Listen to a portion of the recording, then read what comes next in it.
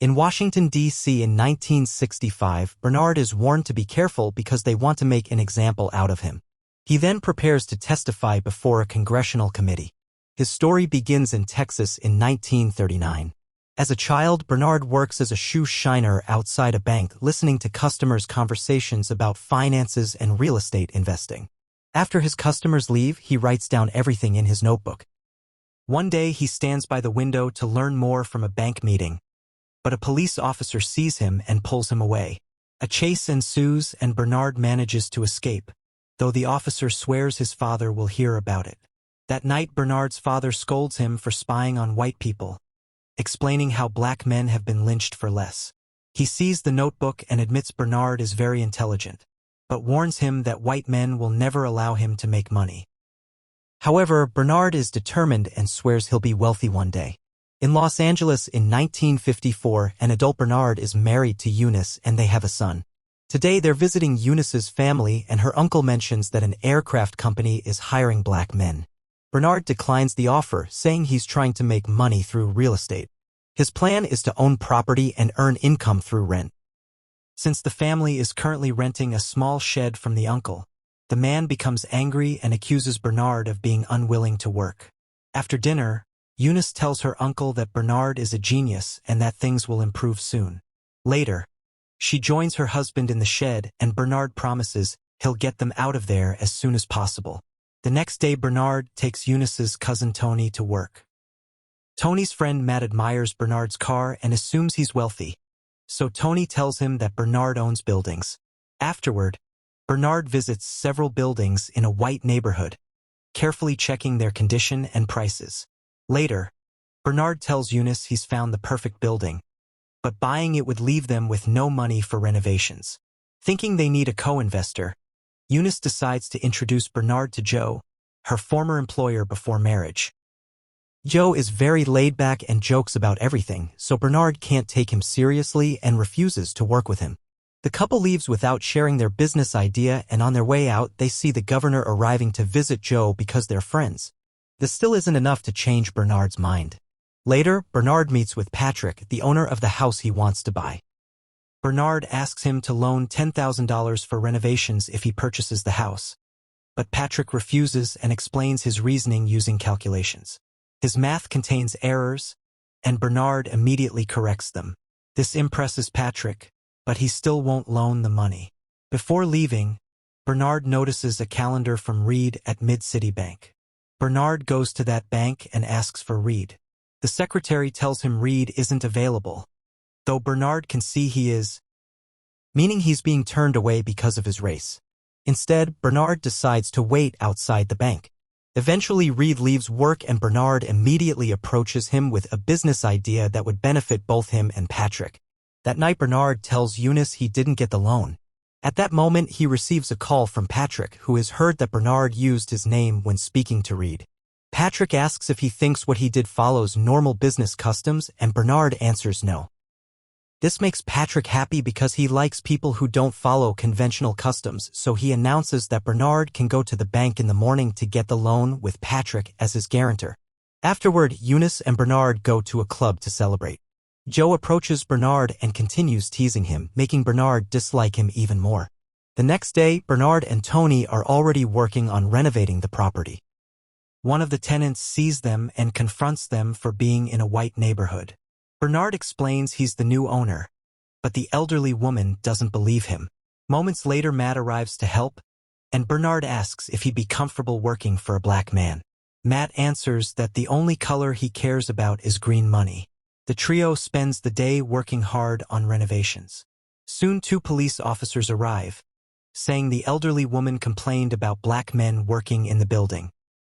Bernard shows them the paperwork proving he owns the building, and the officers quickly leave. After the renovations are complete, Bernard moves into one of the apartments. The elderly woman sees this and moves out the next morning to avoid living next to a black family. Soon more black people inquire about renting apartments, and the property is fully leased within days. Patrick is impressed and asks Bernard to be his business partner. Bernard can choose the buildings because he has a good eye, and Patrick will be the public face to avoid bigotry. The men shake hands and agree on a 50-50 split. For the next few weeks, the new business partnership continues buying properties and their business flourishes.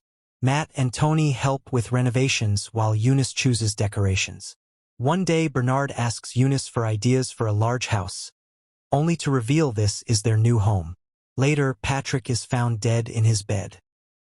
After the funeral, Patrick's wife announces she wants to end the business and offers Bernard 25% of the money. Bernard objects since he's supposed to own 50%, but since his name isn't on any papers, he must accept this or nothing. The lawyer tells Bernard that to prove the original arrangement, he'll need a witness. Bernard goes to the bank to see Reed, but he refuses to meet with him. On his way out, Bernard notices a sign that makes him realize how much space the bank needs. He visits Joe and shares his idea. They should work together to buy the banker's building. That way, none of the banks that rent space there will be able to refuse them loans, which in turn means buying more buildings. Joe likes the idea but thinks nobody will want to sell to black men, so they invite Matt to be the public face of the business. Matt is uncertain because he knows nothing about this topic and initially leaves, even though the men promise to guide him. Later, Matt goes to a diner and remains nervous about the plan. The waitress Susie asks if he's okay, so he explains he's considering a new job in real estate. Susie is very impressed, which changes Matt's attitude, and he rushes back to accept the job. The first step in training Matt is teaching him how to speak with wealthy people, so Joe takes the group to the golf course at 6 a.m. to learn the game. Soon they're joined by Joe's banker Donald, who will lend $2 million. Bernard assures him they'll acquire the building for less. Next, Bernard teaches Matt all the calculations needed for the job, though math isn't Matt's strength. For the next few weeks, Matt practices hard to improve at golf and mathematics. He struggles initially but gains confidence daily, impressing the others with a hole-in-one followed by a successful calculation. Now he can get his first suit. Joe teaches him how to drink properly, and Eunice teaches him dining etiquette. When Matt manages to do a calculation in his head while golfing, the men decide he's ready. The next step is discussing the plan's details. The banker's building is owned by Charles, who often plays golf at a very exclusive country club. Joe makes arrangements and gets Matt in as a guest, pretending to be his driver to make him appear wealthier than he is.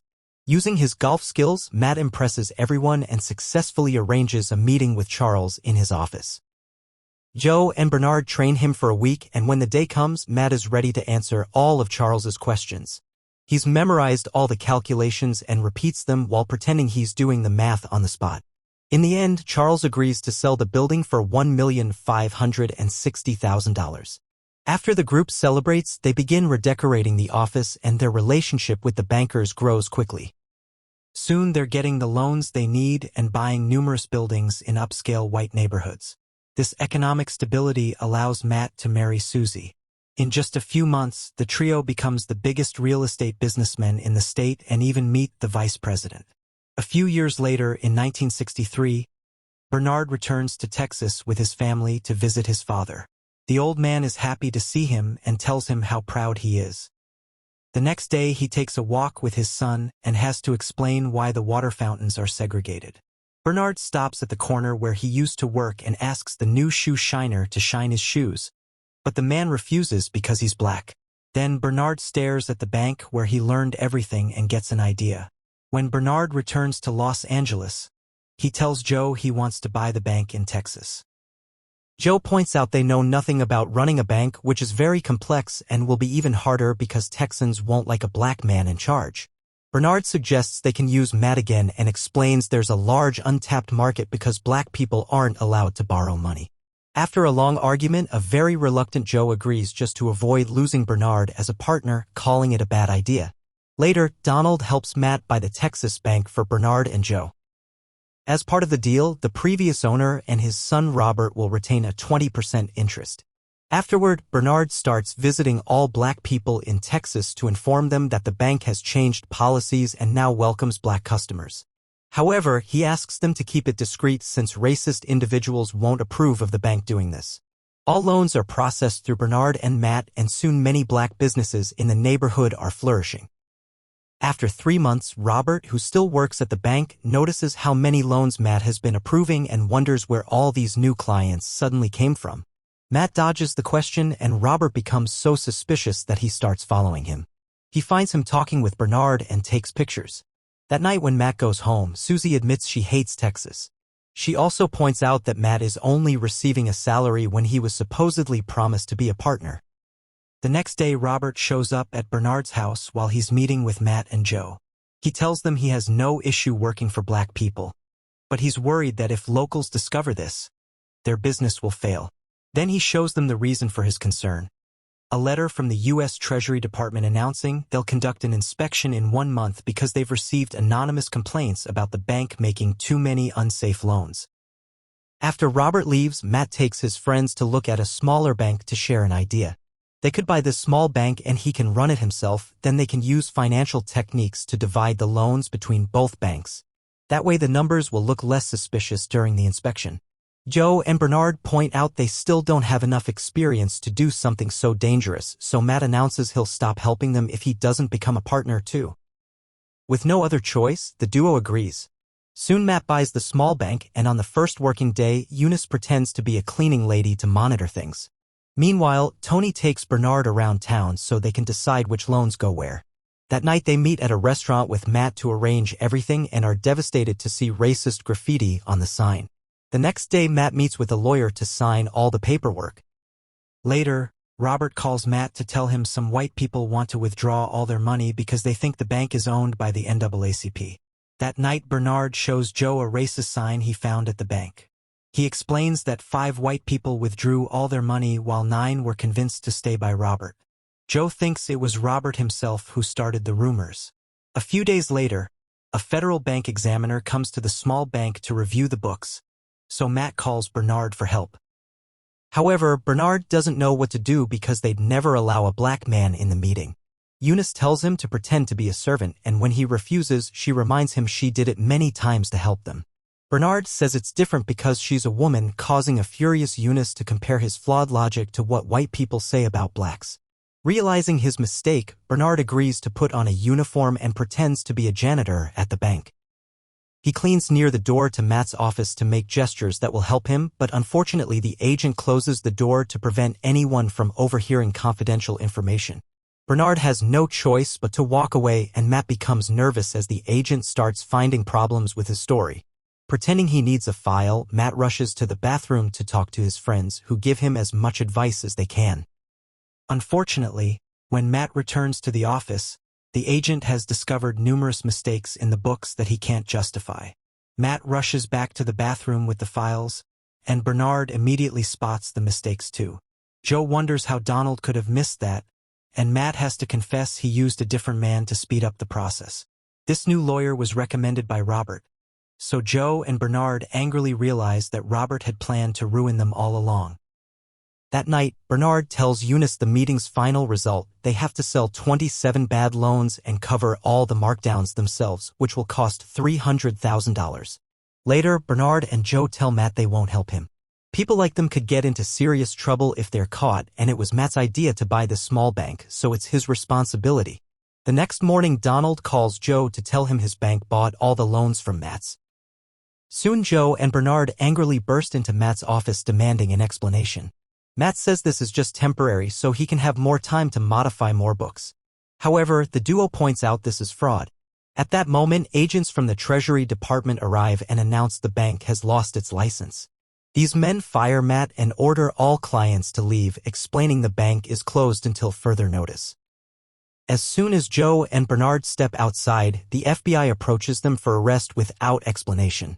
Bernard calls out their racism and tries to resist arrest, but the agents easily overpower him. Later in Washington, D.C., a lawyer tells Joe and Bernard that the state banking charges have been dropped but federal charges remain. There's a senator in Arkansas holding hearings about lax oversight in banks, and the lawyer suspects he's trying to use the case to make a political statement which could potentially help them get the federal charges dropped too. Meanwhile, Matt is still in trouble with his own bank, so the authorities offer him a deal: his charges will be dropped if he testifies against his friends. A few days later, Matt appears in court to explain all of Joe's and Bernard's plans, saying he was only their employee and they manipulated him. Then Bernard is given 2 choices: if he says he used some lax rules to enrich himself, which would provide Congress with an argument to change those rules, he gets immunity. If he says whatever he wants, his testimony will be compared to white people's, and if the court decides he's lying, he'll be sent to jail. After the hearing, Bernard goes on a walk with Eunice and shares his worries. If he takes the immunity deal, he won't be able to bring to light all the issues black people face in the banking system. Eunice tells him she'll support him no matter what. Before entering the courtroom, Bernard meets with Joe and they reminisce about all their years working together. In his testimony, Bernard says that the country's founding documents declare that all men are created equal, but this isn't reflected in the law. Ignoring all warnings about losing immunity, Bernard stands up with a cleaning uniform in hand and explains that if a man can't get a loan, he can't start a business or buy a home, which goes against the American dream. In the end, the government seizes Joe's and Bernard's fortunes and sentences them to 3 years in federal prison. They lose all the buildings too, though Eunice keeps one house because it was in her name. Robert ends up buying the bank back for a very low price. When the duo finally leaves prison, Eunice doesn't understand why they're laughing. They reveal that Matt talked to them before testifying to explain he would spend 50 years in prison if he didn't betray them. The men agreed to let him do it, and in exchange, Matt bought 2 houses for them in the Bahamas before the government could seize the money. Thanks to Joe's and Bernard's testimonies, in 1968 Congress passes the Fair Housing Act, which makes it illegal to refuse to sell or rent property based on race, religion, or gender. If you enjoyed this movie recap, please subscribe to our channel for more amazing film summaries and hit the notification bell so you never miss our latest uploads. Don't forget to like this video and let us know in the comments what movie you'd like us to cover next. Thanks for watching. Bye.